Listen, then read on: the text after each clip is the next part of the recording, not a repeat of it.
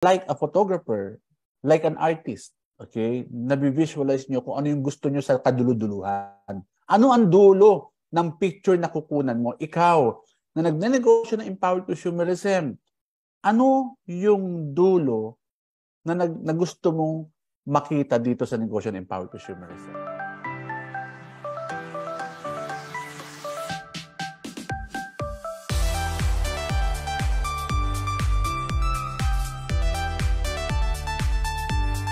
Photography, bago kami mag-take ng pictures, visualize namin kung ano yung possible scene na maganda. Okay? Sa photography, bago kami, ginagawa namin yung magandang picture. Naintindihan niyo, hindi namin kinukunan yung magandang picture kasi ginagawa namin yung magandang picture at doon namin kinukunan. Visualize muna namin. Ganyan din mga apply sa sa negosyo natin. Okay? I-visualize mo ano yung maganda. Ano yung magandang buhay na naghihintay sa empowered consumerism. Okay? At dapat ako, when I take beautiful pictures, nag-i-execute ako kung anong may mga plan A, plan B para makuha ko yung good pictures. Ganun din sa negosyo natin. Nakikita nyo ba yung buhay na naghihintay sa inyo after 3 years o after 5 years sa empowered consumerism?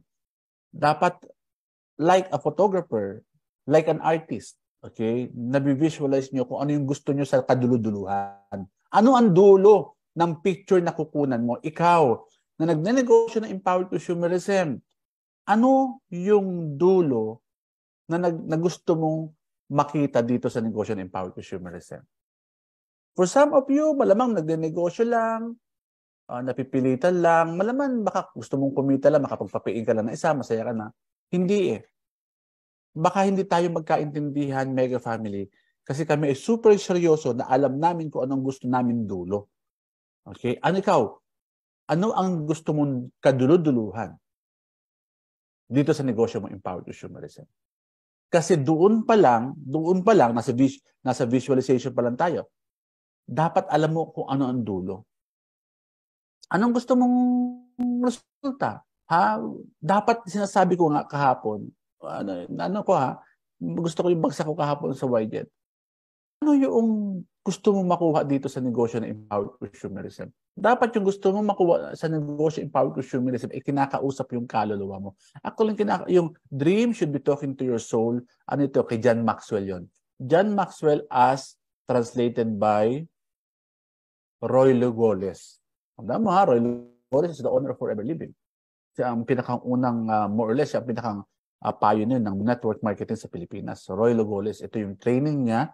Actually, meron pa akong training ni Roy Lugoles sa mga distributor niya. Tinagalog yung libro ni John Maxwell. Okay? So ano daw? Dapat daw nakikausap daw sa kaluluwa mo para maganda daw. Ang pangarap mo, dapat nakakausap daw ang kaluluwa mo.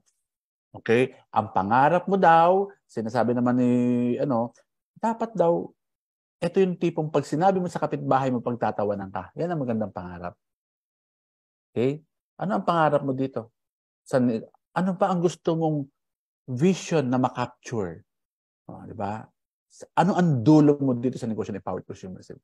Kasi kung along the way, tandaan mo ha, along the way, papunta ka dun sa dulo na gusto mo, papunta ka dun sa resulta na gusto mo, may mga challenges yan. May mga challenges.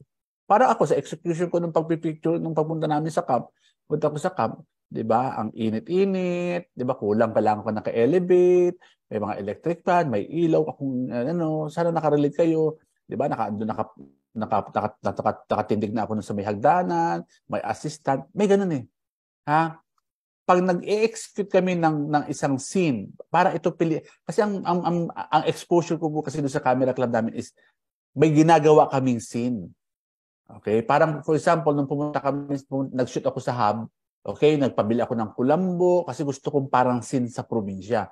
May natutulog na mag-asawa, kunwari, o played by Raymart at Janice, may batang nagdadasal, si Applying Crisel, mayroong batang nag-aaral, si Coach Vicky. Nakita nyo, may mga kanya-kanyang role.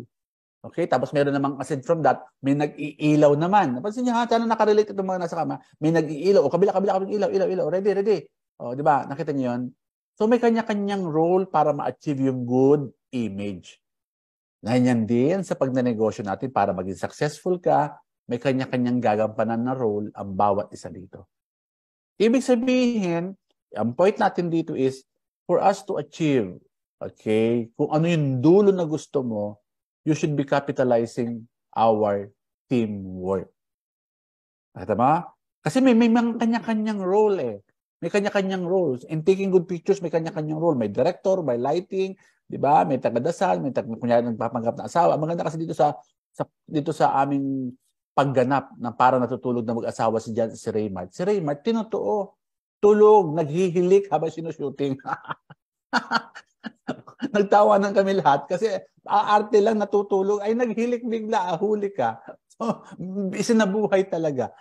Nag-shoot kami ng alas 10, natapos kami ng 1:30, ganun. In other words, sa dulo natin dito, may gagampan ng role ang bawat membro ng team.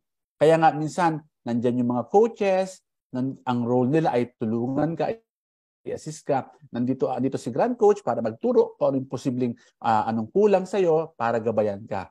Okay? Sa pagnenegosyo, may kanya-kanya tayong role.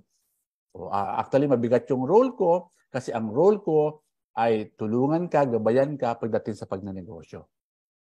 In other words, pagdating sa pagnenegosyo, wala kang ibang pagtatanungan kung ano ang tingin mo maganda, kundi si coach o si Grand Coach. Okay? Coach, anong gagawin ko dito? Parang ganito. Attorney, anong gagawin ko? Di ba? Sabi ni Janice, attorney, anong gagawin ko anong klaseng tabling ang gagawin ko? May mga ganyan eh. Ako ang tatanong mo kasi may danger na baka pagtanungan mo ay yung taong hindi panaranasan maging successful sa ganitong klaseng negosyo. Or number 2, yung taong ang situation niya ngayon ay hindi maganda.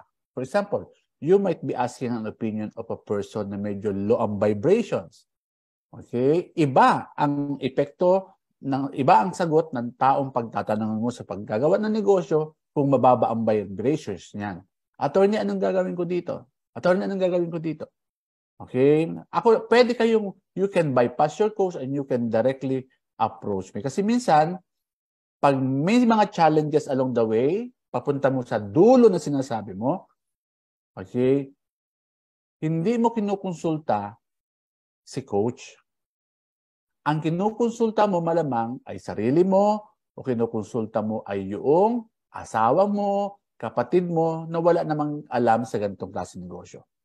Okay? So for you to become successful, dapat kinakapitalize mo yung teamwork. Like in shooting a good pictures, may lights man, may in charge sa light, may kanya-kanya role na ganun din sa pagnanegosyo. Okay? You should be capitalizing the coaches. Andyan yan.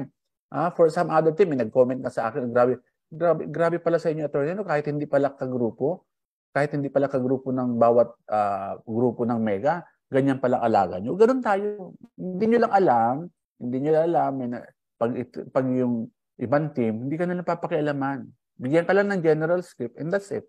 Tapos na sila sa iyo. Sa atin naman medyo hindi ko rin alam kung naging disadvantage na sa halos lahat ng learning binibigay na namin sa inyo. Okay? So kailangan anong dulo? In taking good pictures, kami mga photographers, nagvi-visualize kami anong gusto namin.